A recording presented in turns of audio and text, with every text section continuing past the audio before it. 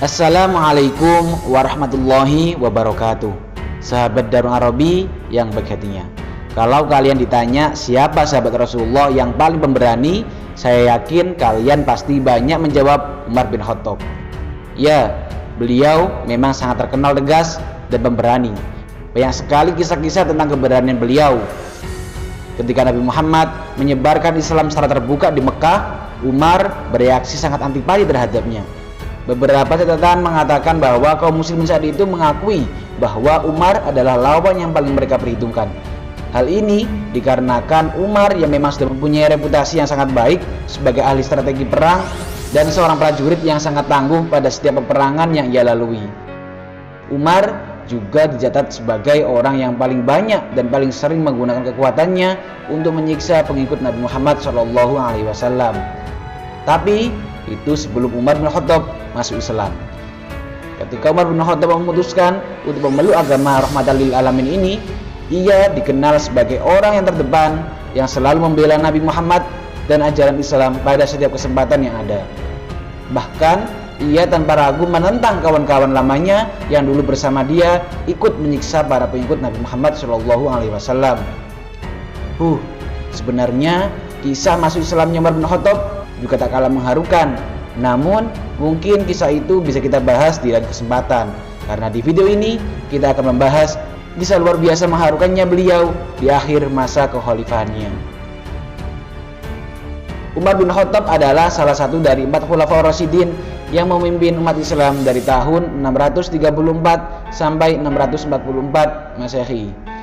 Ya, 10 tahun beliau memimpin, 10 tahun beliau menorehkan sejarah yang luar biasa. Umar melakukan banyak reformasi secara administratif dan mengontrol dari dekat kebijakan publik. Tahun 638, ia memerintahkan untuk memperluas dan merenovasi Masjidil Haram di Mekah dan Masjid Nabawi di Madinah. Pada tahun keempat masa pemerintahannya, Umar juga berjasa dalam menetapkan awal kalender Komariah. Selama pemerintahan Umar, kekuasaan Islam tumbuh dengan sangat pesat. Islam mengambil alih Mesopotamia dan sebagian Persia dari tangan dinasti Sasanid dari Persia yang mengakhiri masa kekaisaran tersebut, serta mengambil alih Mesir, Palestina, Syria, Afrika Utara, dan Armenia dari kekaisaran Romawi atau Bizantium. Saat itu ada 2 negara didaya, yaitu Persia dan Romawi. Namun keduanya telah ditaklukkan oleh kekhalifahan Islam di bawah pimpinan Umar bin Khattab. Luar biasa banget ya.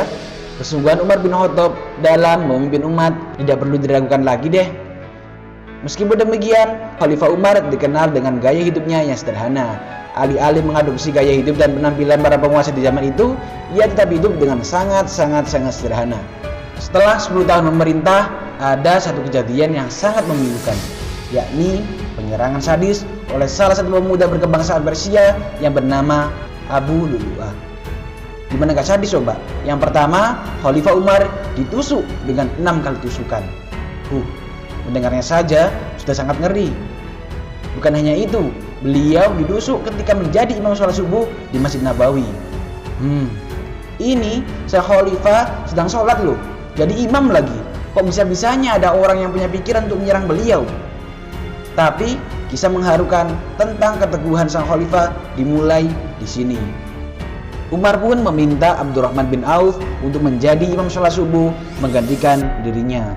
Sementara Umar terbaring bersimbah darah, Abdurrahman bin Auf sengaja memperpendek bacaan suratnya agar bisa segera memberi pertolongan kepada sang Khalifah. Maka setelah selesai sholat, Abdurrahman bin Auf, Ibnu Abbas, dan Umar bin Maimun serta sejumlah sahabat lainnya mendatangi Umar bin Khattab untuk memberi pertolongan. Namun justru Umar lebih dulu yang bertanya pada para sahabat tersebut. "Apakah engkau telah selesai sholat?" tanya Umar. Ini beliau sedang bersimbah darah tapi malah bertanya masalah sholat. Kepada Umar bin Khattab, Abdurrahman bin Auf mengatakan bahwa sholat subuh sudah selesai dilaksanakan. Mendengar jawaban tersebut, Umar menyampaikan keinginannya untuk juga menunaikan sholat subuh yang belum beliau kerjakan. "Wahai Amir Mukminin, engkau sedang mengalami luka parah," kata Abdurrahman bin Auf. "Tidak ada halangan bagi laki-laki untuk mendirikan sholat. Sesungguhnya bukan seorang muslim mereka yang meninggalkan sholat. Begitu kata Umar bin Khattab. Keteguhan iman sang khalifah tidak terbantahkan lagi. Maka sang Amirul Mukminin meminta kepada para sahabat agar membalut lukanya dengan kain agar darah berhenti mengucur. Setelah itu, dengan dipapang para sahabat, Umar mengambil air wudhu dan mengerjakan sholat subuh. Selesai sholat subuh, Umar diantar ke rumahnya. Sejumlah sahabat memanggil tabib untuk mengobati Umar. Namun, luka pria yang dijuluki singa padang pasir itu sudah terlanjur parah. Beberapa kali tabib berusaha memberikan minum jus kurma untuk mengobati luka Umar. Namun, air yang diminum itu justru keluar lagi dari luka Umar. Dan pada hari itu, bulan Dzulhijjah tahun ke-23 Hijriah, Umar menghembuskan nafasnya yang terakhir. Sebelum wafat, dia mengutus putranya untuk menemui Aisyah, istri Rasulullah SAW. Umar meminta izin agar bisa dimakamkan di samping makam Rasulullah SAW dan Abu Bakar As-Siddiq. Aisyah mengizinkan Umar bin Khattab dimakamkan di samping makam Rasulullah SAW dan sahabatnya. Kagumlah pokoknya dengan keteguhan iman Khalifah Umar bin Khattab. Ada hadis yang perlu kita simak nih. Wa an Syahri bin Hushaybin qala qultu li Ummi Salamah radhiyallahu anha ya ummal mu'minin ma kana aktsaru du'ai Rasulillah sallallahu alaihi wasallam idza kana indaki qalat kana aktsaru du'aihi ya muqallibal qulub tsabbit qalbi ala dinik rawahu Tirmidzi wa qala haditsun hasanun. Dari Sahar bin Hausyab, ia berkata, aku berkata pada Ummu Salamah radhiyallahu anha, wahai Ummul Mukminin, doa apa yang paling sering dibaca oleh Rasulullah sallallahu alaihi wasallam jika ia berada di sisimu? Ummu Salamah menjawab, yang paling sering dibaca oleh Nabi sallallahu alaihi wasallam adalah ya muqallibal qulub tsabbit qalbi ala dinik.